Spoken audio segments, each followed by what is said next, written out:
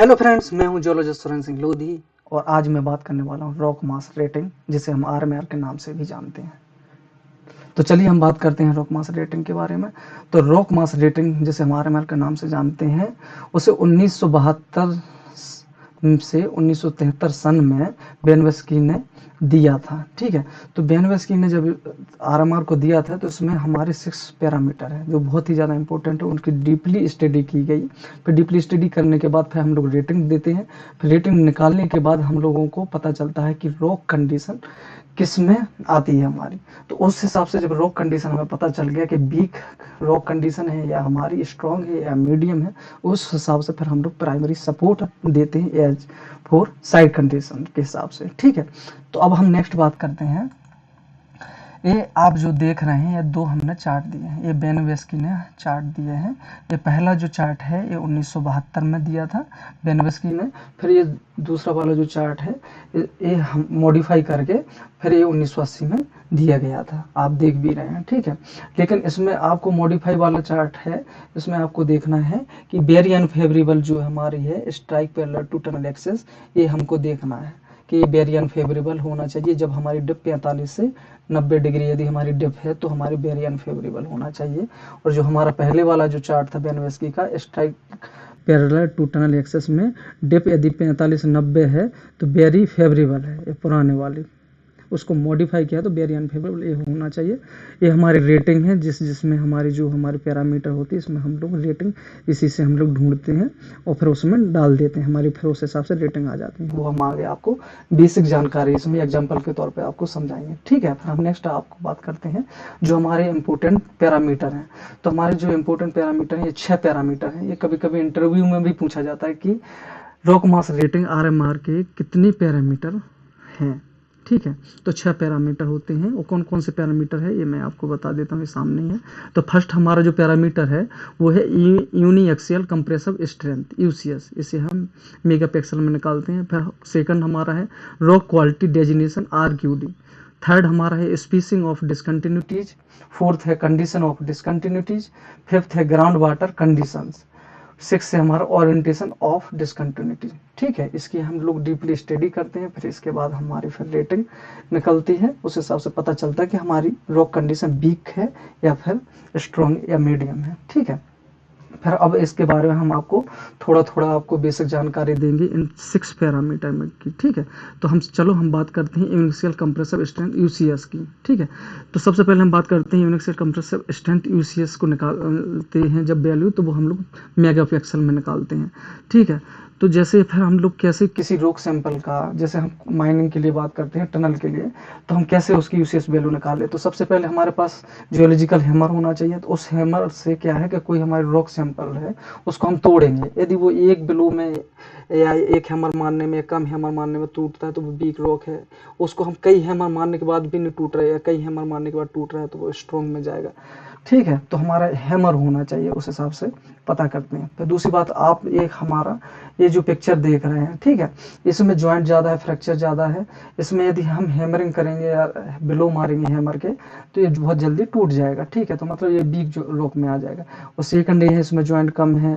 ठीक है, इसमें यदि हम हैमरिंग करेंगे या बिलो मारेंगे तो ये हमारे ख्याल से 10-15 बिलो में टूटेगा।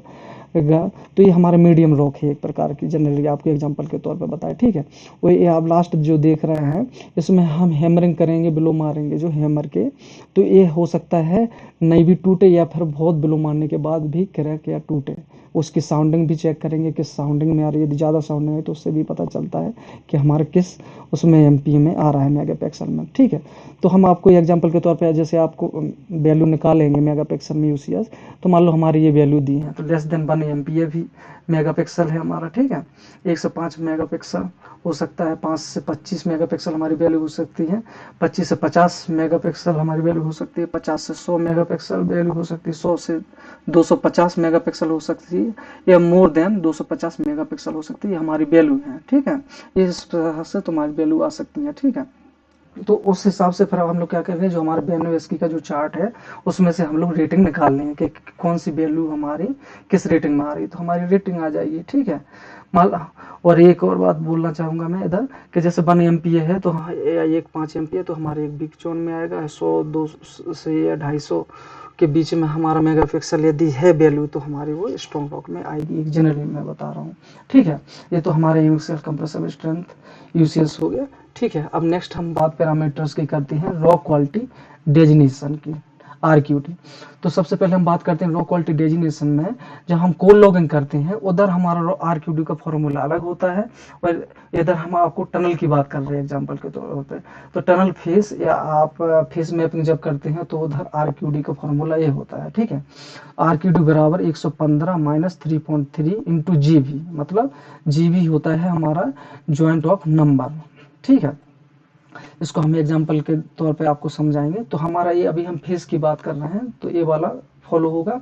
यदि आप कॉल लॉगिंग कर रहे हैं तो कॉल लॉगिंग में क्या होता है, जो हमारा आरक्यूडी का फॉर्मूला होता है, तो मोर देन जो हमारा 10 सेंटीमीटर के जो कोर पीस होते हैं उनको हम काउंट करते हैं, उसकी लेंथ लेंगे, फिर डिवाइडेड बाय हम रन से फिर इंटू 100 कर देंगे तो वो आरक्यूडी आ जाती है। तो वो इधर फॉलो नहीं होगा, वो कॉल लॉगिंग में होगा, जो टेक्निकली रोटरी ड्रिलिंग हम जब करते हैं तब आरक्यूडी को हम तब अप्लाई करते हैं उधर, ठीक है। लेकिन हमारा भी आरक्यूडी में का फॉर्मूला फेस जैसे टनल फेस कर रहे हैं तो हम लोग उधर हमारा आरक्यूडी बराबर 115 minus 3.3 into GB joint of number, हमारा ये वाला फार्मूला काउंट होगा। तो हम आपको इसको एग्जांपल के तौर पर समझाएंगे।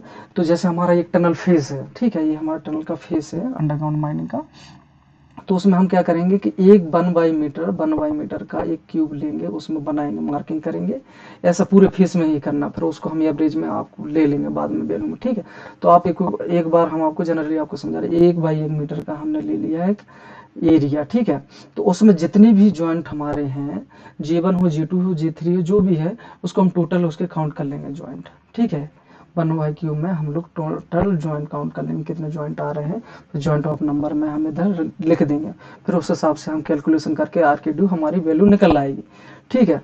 तो जैसे हमारी वैल्यू हमने ये इधर दिखाई है, तो हमारी 25% हमारी वैल्यू हो सकती है लो क्वालिटी की आरक्यूडी, ठीक है। या आरक्यूडी हमारी 25 से 50% हो सकता है, या आरक्यूडी हमारी 50% से 75% हो सकता है, या आरक्यूडी हमारी 75% से 90% हो सकता है, 90 से 100% हमारी आरक्यूडी होती है।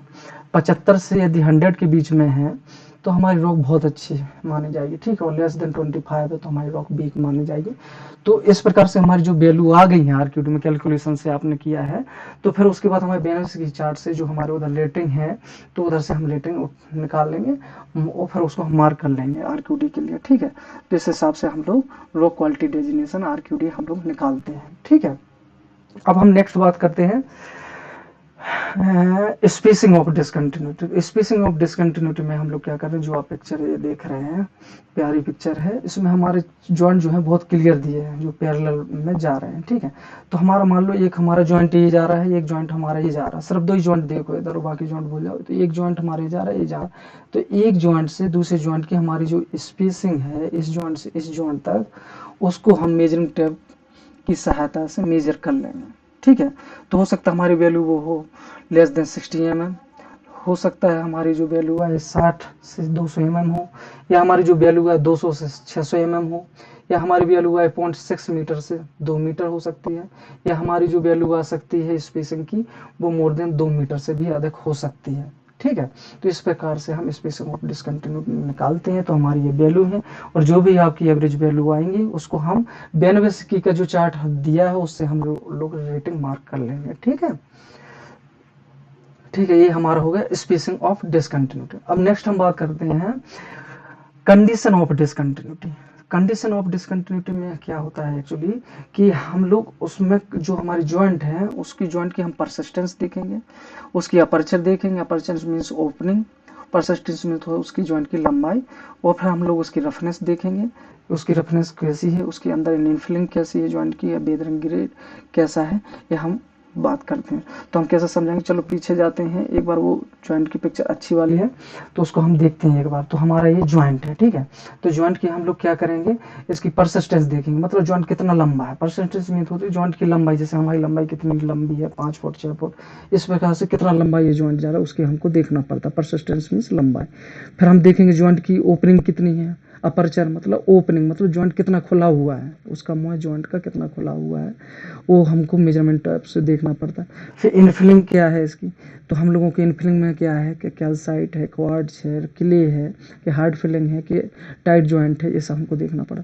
फिर रफनेस देखना पड़ती है इसकी, सिलिकॉन स्लाइड है, कि मतलब जो भी है रफनेस हम लोग इसमें काउंट करेंगे। फिर ठीक है, रफ है, वेरी रफ है, स्मूथ है, जो भी है ये हम लोग रफनेस भी देखेंगे। फिर नेक्स्ट है हम इसकी देखेंगे वेदरिंग ग्रेड जॉइंट की, जॉइंट में हाईली वेदर्ड है, मॉडरेटली वेदर्ड है, स्लाइटली वेदर्ड है या अनवेदर्ड है, इसको हम काउंट करेंगे। ठीक है, तो चलिए हम वापस उधर चलते हैं। तो हम बात करते हैं सबसे पहले परसिस्टेंस। परसिस्टेंस में होता है जॉइंट की लंबाई। तो जैसे लेस देन 1 मीटर है, या 1 से 3 मीटर है, या 3 से 10 मीटर है, या 10 से 20 मीटर है, या मोर देन 20 मीटर है। ठीक है, तो हमारी फिर इस हिसाब से हम लोग रेटिंग डाल देंगे जो हमारी परसिस्टेंस है। फिर इसके बाद हम बात करते हैं अपर्चर। अपर्चर मतलब जॉइंट का ओपनिंग, खुला कितना जॉइंट ओपन है। यदि टाइट जॉइंट है मतलब नन है, मतलब खुला नहीं है, एकदम टाइट है, तो मतलब हमें ठीक है।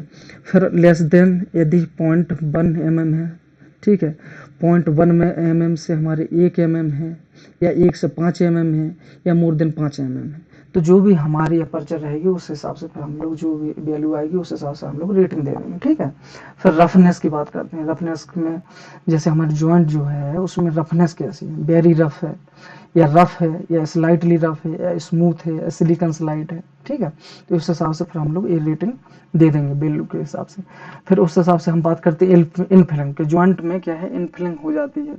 ठीक है, यदि टाइट जॉइंट होगी तो इनफिलिंग नहीं रहेगी। ठीक है, तो hard filling less than 5 mm है, या hard filling more than 5 mm है, या इनफिलिंग हमारी soft filling less than 5 mm है, या soft filling more than 5 mm है। उस हिसाब से इन वैल्यू के हिसाब से फिर हम लोग रेटिंग दे देते हैं। ठीक है, फिर हम नेक्स्ट हम बात करते हैं लास्ट वेदरिंग ग्रेड की।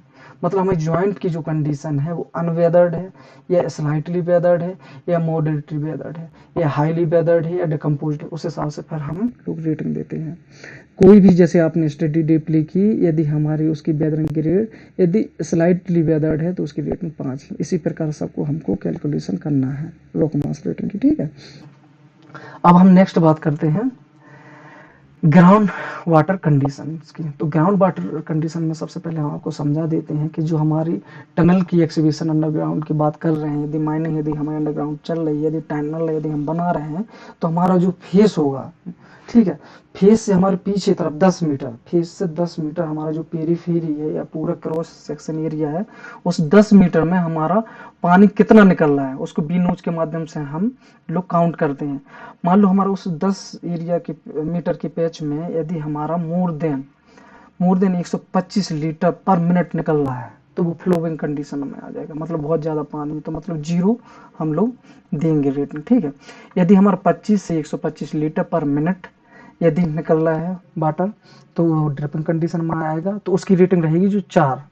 यदि हमारा वाटर जो है 10 से 25 लीटर पर मिनट यदि आ रहा है तो वो वेट कंडीशन में आएगी, उसकी रेटिंग रहेगी 7। यदि लेस देन 10 लीटर पर मिनट यदि हमारा वाटर आ रहा है 10 सेक्शन मीटर में, तो डैम्प एरिया में आएगा, उसकी रेटिंग हम 10 देंगे। यदि कंप्लीटली ड्राई है मतलब पूरा सूखा हुआ है, तो उधर हम लोग पानी यदि बिल्कुल भी नहीं है, बिल्कुल सूखा हुआ है, तो हम लोग उधर 15 रेटिंग देंगे। इस रेटिंग से ही समझ रहे हैं यदि पानी का कंस्ट्रक्शन या टनल में कितना इंपॉर्टेंट होता है, कि हम लोग जब भी कंस्ट्रक्शन लाइन में यदि मान लो 125 मतलब पानी ज़्यादा का बहाव ज़्यादा है, तो 0 रेटिंग देते हैं, मतलब रेटिंग वैसे ही डाउन हो जाना, क्योंकि रेटिंग जितना ज़्यादा आएगी रोक उतना अच्छा है, और रेटिंग जितना डाउन जाएगी रोक उतना ही बेकार। तो मतलब हमारा यदि ड्राई है 15 तो 15 रेटिंग बढ़ रहा है सीधा सीधा। तो ये जनरली हम आपको एग्जांपल के तौर पर भी बेसिक जानकारी दे रहे हैं इस वीडियो के माध्यम से। अब नेक्स्ट हम बात करते हैं ओरिएंटेशन ऑफ डिसकंटिन्यूटी। मतलब ओरिएंटेशन डिसकंटिन्यूटी को हम ब्रेंटन कंपास की सहायता से पूरे जॉइंट जो हमारे हैं J1 J2 J3 मतलब जितने भी जॉइंट सेट है उनकी डीपली स्टडी ब्रेंटन कंपास के द्वारा हम करेंगे। ब्रेंटन कंपास के माध्यम से हम डिप एंगल निकालेंगे, स्ट्राइक निकालेंगे, डायरेक्शन निकालेंगे। तो हम कैसे निकालते हैं, ये 2 सेक्शन में हम लोग निकालते हैं। एक तो strike perpendicular to tunnel axis में, यदि हम स्ट्राइक परपेंडिकुलर जैसे हम टनल बना रहे हैं उसमें यदि हम स्ट्राइक परपेंडिकुलर तो उसमें हम करेंगे, या जब हम टनल बना रहे हैं टनल एक्सिस जो हमारी हो, या स्ट्राइक पैरेलल है, strike parallel to tunnel axis में। ठीक है, तो सबसे पहले हम बात करते हैं strike perpendicular to tunnel axis की। तो इसमें दो कंडीशन होती हैं, ड्राइव विथ डिप में या ड्राइव अगेंस्ट में जा रहा है, मतलब हमारी तरफ डिप कर रहा है या मतलब जिस टनल के डायरेक्शन में कर रहा है, ठीक है। तो इस हिसाब से हम लोग ब्रेंटन कंपास से की सहायता से हम लोग डिप निकालेंगे। जैसे यदि हम ड्राइव विद डिप की बात करें और ड्राइव अगेंस्ट की बात करना है, तो सबसे पहले हम बात करते हैं ड्राइव विद डिप की। यदि ड्राइव विद डिप में यदि ब्रेंटन कंपास में हमारी रीडिंग आ रही है ड्राइव विद डिप में 20 से 45 डिग्री यदि हमें डिप रहेगी तो वो फेवरेबल कंडीशन रहेगी, ठीक है। यदि ड्राइव विद डिप में ही यदि हमारी डिप 45 से 90 डिग्री आ रही है तो वेरी फेवरेबल कंडीशन में आएगा, ठीक है। अब हम बात करते हैं ड्राइव अगेंस्ट डिप में, ठीक है। यदि ब्रेंटन कंपास में यदि हमारी रीडिंग जो है एंगल जो हमारा ड्राइव अगेंस्ट डिप में यदि डिप हमारी 20 से 45 आ रही तो अनफेवरेबल कंडीशन में आएगा। यदि ड्राइव अगेंस्ट डिप में यदि डिप हमारी ब्रेंटन कंपास में 45 से 90 डिग्री यदि आ रही तो फेयर कंडीशन है, ठीक है। अब हम बात करते हैं strike parallel to tunnel axis, ठीक है। यदि हमारी डिप ब्रेंटन कंपास से हम रीडिंग यदि ले रहे हैं तो यदि डिप हमारी जो 0 से 20 डिग्री यदि आ रही है तो फेयर कंडीशन में डाल जाएगा, और डिप यदि हमारी है 20 से 45 तो फेयर कंडीशन में आएगा। यदि हमारी डिप यदि ब्रेंटन कंपास में ले रहे हैं यदि डिप यदि हमारी आई है 45 से 90 डिग्री तो जो आपको ये रीडिंग दिख रही है वेरी फेवरेबल कंडीशन में नहीं, वेरी अनफेवरेबल होगा, क्योंकि ये पुराने चार्ट के बेसिस पे हम बता रहे हैं, लेकिन हम मॉडिफाई हो गया तो द वेरी अनफेवरेबल रहेगा strike parallel to tunnel axis में। वेरी यदि हमारी डिप 45-90 आती है तो वेरी अनफेवरेबल रहेगा, ना कि वेरी फेवरेबल। ये हमेशा आपको ध्यान रखना है, सही चार्ट के बारे में भी आपको जानकारी पता चलेगी, वेरी अनफेवरेबल रहेगा। यदि हमारी डिप ब्रेंटन कंपास में strike parallel to tunnel axis में यदि हम ब्रेंटन से यदि डिप लेते हैं तो 45 से 90 डिग्री यदि हमें डिप आती है तो वेरी फेवरेबल कंडीशन में नहीं होके के वेरी अनफेवरेबल इधर होगा, ये विशेष ध्यान रखना है, बाकी हमारा सेम ही रहेगा। अब इस प्रकार से हमने रीडिंग ले ली ब्रेंटन कंपास में। यदि मान लो सपोज दैट यदि फेयर कंडीशन आई हमारी, जैसे ड्राइव अगेंस्ट डिप में हमारी डिप जो है 45 से 90 डिग्री आई तो वो फेयर कंडीशन में, तो फेयर में हम लोग क्या करेंगे, माइनस टनल की बात इधर कर रहे हैं, टनल से माइनस की, तो हम टनल में आपको एग्जांपल दे रहे हैं। फाउंडेशन स्लोप में अलग अलग होगी, तो टनल की हम बात कर रहे हैं कि एग्जांपल देखें तो हमें -5 है, तो उस रेटिंग से हम लोग -5 माइनस कर देंगे, ठीक है। इस प्रकार से हमारी ओरिएंटेशन ऑफ डिसकंटिन्यूटीज हो गई है, ठीक है। अब हम बात करते हैं कि हमने कैसे एक एग्जांपल के तौर पे आपको बताया, वो एग्जांपल के तौर पे मैं बता रहा हूँ मैंने कैसे ये रेटिंग निकाले हैं। तो यूसीएस से यूनिसीएल कंप्रेसिव स्ट्रेंथ जो हमने मेगापिक्सल में एमपीएम में हमने जो ली है वैल्यू, आरक्यूडी है रॉ क्वालिटी डेजिनेशन में हमने जब वैल्यू निकाली 25 से 50, फिर स्पेसिंग में है <60 mm निकाली है। परसिस्टेंस मतलब लंबाई जॉइंट की वो 1 से 3 मीटर है, ठीक है। ओपनिंग हमारी जो है वो कितनी जॉइंट खुला हुआ है, ओपनिंग मतलब अपर्चर वो 0.1 से 1 mm का है। रफनेस क्या है हमारी जॉइंट की, स्मूथ है। इनफिलिंग में हमने दिया है सॉफ्ट <5 mm। अल्ट्रेशन मतलब वेदरिंग ग्रेड क्या है, मॉडरेटली वेदर्ड है। वाटर कंडीशन क्या है, वेट कंडीशन है, ठीक है। ओरिएंटेशन में हमने वही फेयर आपको बताया तो -5 है। इस हिसाब से जो हमारी वैल्यू आई है, जो हमने पहले आपको चार्ट दिया था मॉडिफाई, जो बेनिफिसी का चार्ट है 1980 का, उस हिसाब से हम लोग चार्ट को से रेटिंग निकाल लेंगे इस वैल्यू के हिसाब से। तो हमारी रेटिंग इस हिसाब से रेटिंग आई है और -5 होके हमारी रेटिंग आरएमआर रेटिंग जो आई है 27, ये ध्यान रखना है 27 हमारी रेटिंग आई है। रॉक मास रेटिंग जिसे आरएमआर के नाम से जानते हैं वो 27 आई है। ये हमने जीएसआई निकाल लिया है 35 से 33 37, ठीक। इसको हम बाद में वीडियो में आपको डिटेल में बताएंगे, लेकिन अभी बात करते हैं आरएमआर रेटिंग जो आई है हमें 27, ठीक है। तो हम इस टेबल के माध्यम से समझेंगे कि आरएमआर की टेबल है ये हमारे, तो आरएमआर रेटिंग ये दी है और ये लो क्वालिटी दी है। तो आरएमआर रेटिंग जैसी आएगी तो उस हिसाब से हमारी लो क्वालिटी आएगी, ठीक है। तो 0 से 20, 21 से 40, 41 से 60, 61 से 80, 81 से 100, ठीक है। तो हमारी जो रेटिंग है आपको फिर से बता देते हैं, पीछे ले चलते हैं। हमारी रेटिंग आई है आरएमआर रेटिंग 27, ठीक है। तो 27 यदि हमारी आरएमआर रेटिंग आई है तो 0 से 20 में नहीं आएगा, वो 21 से 47 के बीच में आएगी। 27 मतलब हमारी रॉक है बहुत ही ज़्यादा पुअर। तो हमने डीपली पैरामीटर जो दिए हैं बेनवस के, उसकी डीपली स्टडी करके हम लोगों ने रेटिंग निकाली, वो 27 आई। मतलब हमारी जो रॉक हमको जो दिख रही है, जो हमारा पर्टिकुलर या अननोन एरिया है, जो फेस है टनल का, वो हमारी पुअर कंडीशन में, पुअर कंडीशन में है यदि, तो उसका रॉक कंडीशन पुअर पता चल गया तो उस हिसाब से फिर हम लोग क्या है प्राइमरी सपोर्ट देंगे एज साइट कंडीशन के हिसाब से। ठीक है, तो हमारे उस हिसाब से प्राइमरी सपोर्ट देंगे जिससे स्टेबल रहे और हमारे प्रोसेस माइनिंग का काम चलता रहे। ठीक है, तो इस हिसाब से हमने रॉक मास रेटिंग के बारे में आपको बताया है। तो आज का वीडियो हमारा रॉक मास रेटिंग के बेसिस पे था, जिसके 6 पैरामीटर होते हैं। ठीक है, 6 पैरामीटर की डीपली स्टडी करके रेटिंग निकालते हैं। रेटिंग से फिर निकलने के बाद फिर रॉक हमारी वीक है, मॉडरेटली है या स्ट्रॉन्ग है, तो उस हिसाब से फिर हम लोग प्राइमरी सपोर्ट देते हैं एज फोर साइट कंडीशन के हिसाब से। तो बस आज का वीडियो हमारे इतना था। अब मिलते हैं हम नेक्स्ट वीडियो में। Thank you.